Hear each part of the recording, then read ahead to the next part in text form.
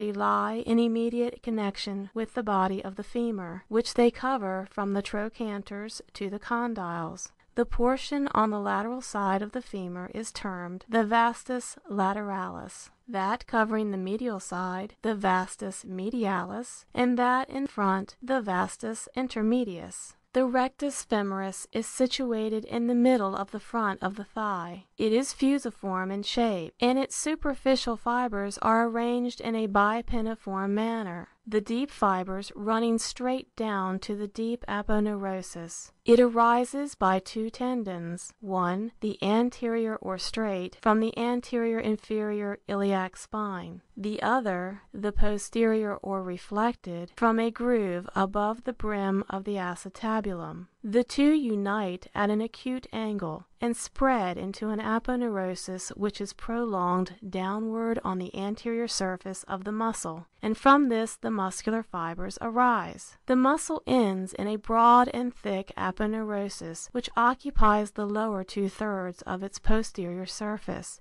and, gradually becoming narrowed into a flattened tendon, is inserted into the base of the patella. The vastus lateralis, vastus externus, is the largest part of the quadriceps femoris. It arises by a broad aponeurosis, which is attached to the upper part of the intertrochanteric line, to the anterior and inferior borders of the greater trochanter, to the lateral lip of the gluteal tuberosity, and to the upper half of the lateral lip of the linea aspera. This aponeurosis covers the upper 3/4 of the muscle, and from its deep surface many fibers take origin. A few additional fibers arise from the tendon of the gluteus maximus, and from the lateral intermuscular septum between the vastus lateralis and short head of the biceps femoris. The fibers form a large fleshy mass, which is attached to a strong aponeurosis, placed on the deep surface of the lower part of the muscle. This aponeurosis becomes contracted and thickened into a flat tendon inserted into the lateral border of the patella, blending with the quadriceps femoris tendon and giving an expansion to the capsule of the knee joint. The vastus medialis and vastus intermedius appear to be inseparably united, but when the rectus femoris has been reflected, a narrow interval will be observed extending upward from the medial border of the patella between the two muscles, and the separation may be continued as far as the lower part of the intertrochanteric line, where, however, the two muscles are frequently continuous. The vastus medialis, vastus internus, arises from the lower half of the intertrochanteric line, the medial lip of the linea aspera, the upper part of the medial supracondylar line, the tendons of the adductor longus and the adductor magnus, and the medial intermuscular septum. Its fibers are directed downward and forward, and are chiefly attached to an aponeurosis which lies on the deep surface of the muscle and is inserted into the medial border of the patella and the quadriceps femoris tendon, an expansion being sent to the capsule of the knee joint. The vastus intermedius, crorius, arises from the front and lateral surfaces of the body of the femur in its upper 2/3 and from the lower part of the lateral intermuscular septum. Its fibers end in a superficial aponeurosis, which forms the deep part of the quadriceps femoris tendon. The tendons of the different portions of the quadriceps unite at the lower part of the thigh, so as to form a single strong tendon, which is inserted into the base of the patella, some few fibers passing over it to blend with the ligamentum patelli. More properly, the patella may be regarded as a sesamoid bone, developed in the tendon of the quadriceps, and the ligamentum patelli, which is continued from the apex of the patella to the tuberosity of the tibia, as the proper tendon of insertion of the muscle, the medial and lateral patellar retinacula being expansions from its borders.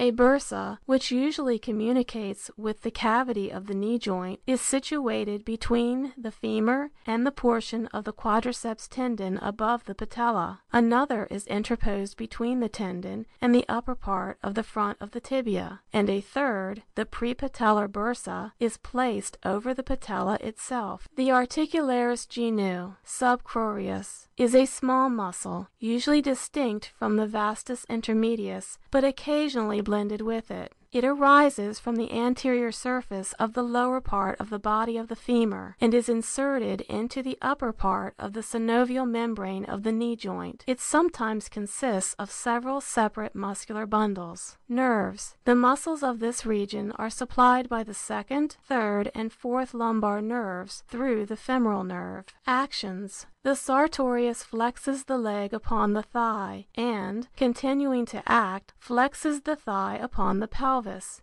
It next abducts and rotates the thigh outward. When the knee is bent, the sartorius assists the semitendinosus, semimembranosus, and popliteus in rotating the tibia inward. Taking its fixed point from the leg, it flexes the pelvis upon the thigh and, if one muscle acts, assists in rotating the pelvis. The quadriceps femoris extends the leg upon the thigh. The rectus femoris assists the psoas major and iliacus in supporting the pelvis and trunk upon the femur. It also assists in flexing the thigh on the pelvis, or if the thigh be fixed, it will flex the pelvis. The vastus medialis draws the patella medialward as well as upward. 2. The medial femoral muscles. Gracilis, pectineus, adductor longus, adductor brevis, adductor magnus. The gracilis is the most superficial muscle on the medial side of the thigh. It is thin and flattened, broad above, narrow and tapering below. It arises by a thin aponeurosis from the anterior margins of the lower half of the symphysis pubis and the upper half of the pubic arch. The fibers run vertically downward and end in a rounded tendon, which passes behind the medial condyle of the femur, curves around the medial condyle of the tibia, where it becomes flattened and is inserted into the upper part of the medial surface of the body of the tibia, below the condyle. A few of the fibers of the lower part of the tendon are prolonged into the deep fascia of the leg. At its insertion, the tendon is situated immediately above that of the semitendinosus, and its upper edge is overlapped by the tendon of the sartorius, with which it is in part blended. It is separated from the tibial collateral ligament of the knee joint by a bursa common to it and the tendon of the semitendinosus. The pectineus is a flat quadrangular muscle situated at the anterior part of the upper and medial aspect of the thigh. It arises from the pectineal line and to a slight extent from the surface of bone in front of it between the iliopectineal eminence and tubercle of the pubis, and from the fascia covering the anterior surface of the muscle. The fibers pass downward, backward, and lateralward to be inserted into a rough line leading from the lesser trochanter to the linea aspera. The adductor longus, the most superficial of the three adductories, is a triangular muscle lying in the same plane as the pectineus. It arises by a flat, narrow tendon from the front of the pubis at the angle of junction of the crest with the symphysis, and soon expands into a broad fleshy belly. This passes downward, backward, and lateralward, and is inserted by an aponeurosis into the linea aspera between the vastus medialis and the adductor magnus, with both of which it is usually blended. The adductor brevis is situated immediately behind the two preceding muscles. It is somewhat triangular in form and arises by a narrow origin from the outer surfaces of the superior and inferior rami of the pubis, between the gracilis and obturator externus. Its fibers, passing backward, lateralward, and downward, are inserted by an aponeurosis into the line leading from the lesser trochanter to the linea aspera